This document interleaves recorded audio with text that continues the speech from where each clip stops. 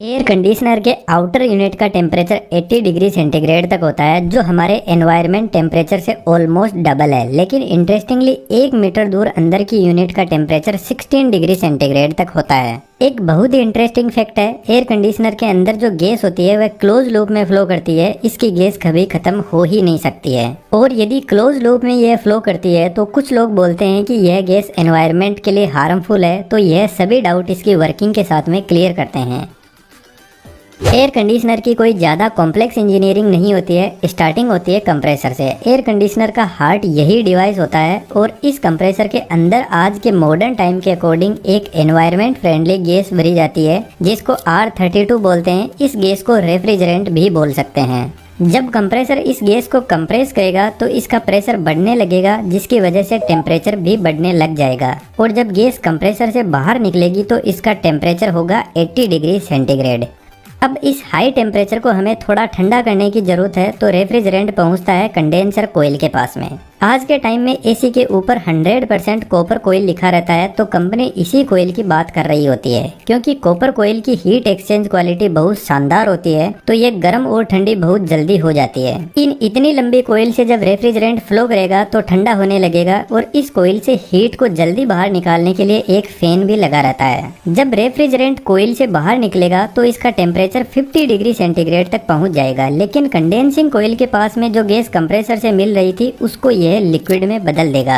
आपको पता है, जब हम पानी को गर्म करते हैं तो वह लिक्विड से वेपर में बदल जाता है, यानी लिक्विड से गैस। इसके उल्टा जब कोल्ड ड्रिंक की बोतल को हम फ्रिज से निकाल कर बाहर रखते हैं तो इसके चारों तरफ पानी की बूंदें जमा हो जाती है, जिसका मतलब है वेपर वापस लिक्विड में बदल रहा है। तो कंडेंसिंग कोयल भी गैस को ठंडा करने का काम करती है, जिससे यह गैस से लिक्विड में बदल जाती है। लेकिन अभी भी यह हाई टेम्परेचर का लिक्विड हमारे किसी काम का नहीं है। तो यहाँ से लिक्विड एक्सपेंशन वॉल के पास में जाता है। एक्सपेंशन वॉल का ओरिफाइस बहुत छोटा होता है, तो इधर वाली साइड में बहुत ज्यादा हाई प्रेशर भी है और हाई टेम्परेचर भी है। लेकिन जब इस नैरो ओपनिंग से रेफ्रिजरेंट बाहर निकलेगा तो इसका प्रेशर सडनली रिड्यूस हो जाएगा, जिसके साथ में इसका टेम्परेचर भी रिड्यूस हो जाएगा, और यह लिक्विड एक्सपेंड करेगा, जिससे यह रेफ्रिजरेंट वापस लिक्विड से गैस में बदलने लग जाएगा। लेकिन यहाँ पर लिक्विड 100% गैस में नहीं बदल पाता है। यह वॉल ठीक एक वाटर स्प्रे की तरह काम करता है। वाटर स्प्रे भी बेसिकली वाटर को वेपर में बदल देता है, और यह काफी ठंडे भी होते हैं। गर्मियों में छत पे रखी टंकी का पानी बहुत ज्यादा गर्म हो जाता है,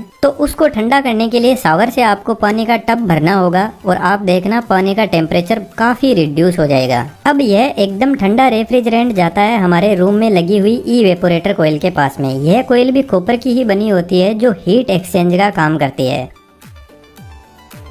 अब यह कोयल रूम में कितनी हीट को एब्जॉर्ब करेगी, इसको टन में मापा जाता है। 1 टन लगभग 3500 वोट हीट एक्सचेंज करता है, जबकि 1 टन का एसी 1000 वोट आवर की इलेक्ट्रिसिटी कंज्यूम करता है। जब ठंडा लिक्विड रेफ्रिजरेंट इस कोयल से फ्लो करेगा तो यहाँ पे लगा हुआ फैन इस ठंडक को पूरे रूम में फैला देगा।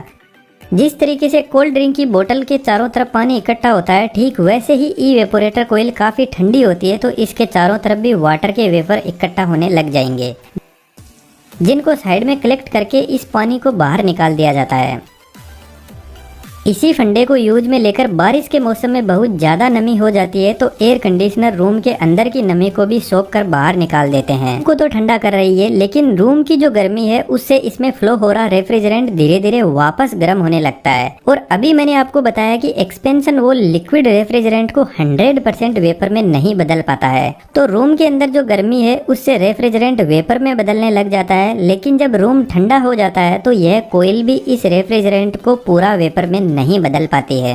अब इवेपोरेटर कोयल से यह मिक्स्ड लिक्विड और वेपर पहुंचता है कंप्रेसर के पास में, और जैसा कि इस डिवाइस का नाम ही कंप्रेसर है, तो इतना तो हम दिमाग लगा सकते हैं कि सिर्फ गैस को ही कंप्रेस किया जा सकता है, लिक्विड कंप्रेस नहीं होता है। और बाई चांस ये लिक्विड कंप्रेसर में पहुंच गया तो कंप्रेसर ब्लास्ट कर जाएगा, और ब्लास्ट नहीं हुआ तो कंप्रेसर के अंदर capacitor start single phase induction motor लगी रहती है, वह जल जाएगी लिक्विड से। तो हमें कंप्रेसर को सेफ रखना बहुत ज्यादा जरूरी है।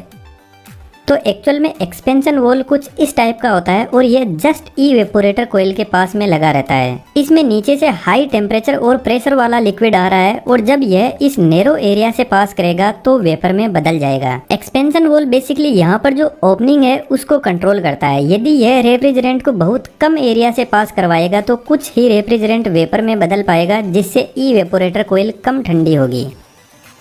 और जितना ज़्यादा रेफ्रिजरेंट यहाँ से पास होगा उतना ही रूम टेम्परेचर डाउन होता जाएगा। वॉल में ऊपर की तरफ एक डायफ्राम लगा रहता है और यही डायफ्राम इस रोड के थ्रू यहाँ से फ्लो हो रहे रेफ्रिजरेंट को कंट्रोल करता है।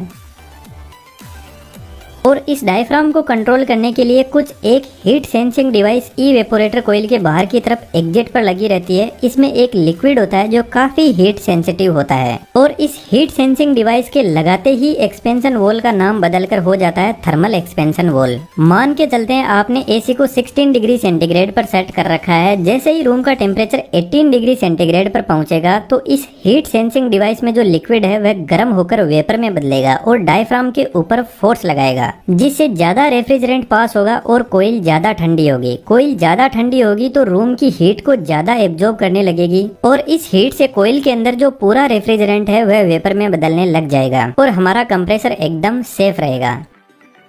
बेसिकली कंप्रेसर कंडेंसिंग कोयल के एकदम पास में लगा रहता है और आज के टाइम में स्पाइरल टाइप कंप्रेसर भी एयर कंडीशनर में यूज होते हैं जो काफी साइलेंट और स्मूथ होते हैं। इन सभी टाइप के कंप्रेसर की मैंने इस वीडियो में डिटेल से बात की है, तो इसको आप यहाँ से देख सकते हो। यहाँ पर दोनों पाइप, एक जिसमें कंप्रेसर से इवेपोरेटर की तरफ लिक्विड जा रहा है और दूसरी जिसमें इवेपोरेटर से निकलकर वापस कंप्रेसर के पास में जा रहा है, यह दोनों पाइप एक दूसरे के पास में सेट की जाती है। इसके पीछे रीजन है, इधर रेफ्रिजरेंट कंडेंसिंग कोयल से आ रहा है जो अभी भी काफी गर्म है और रूम को ठंडा करने के लिए जा रहा है, तो इधर वाली कोयल से थोड़ा बहुत यह भी ठंडा होने लगेगा और इधर वाली कोयल से रेफ्रिजरेंट कंप्रेसर के पास जा रहा है तो यह गर्म होकर पूरी तरीके से वेपर में बदलने लगेगा, जिससे ओवरऑल एयर कंडीशनिंग की एफिशिएंसी बढ़ती है।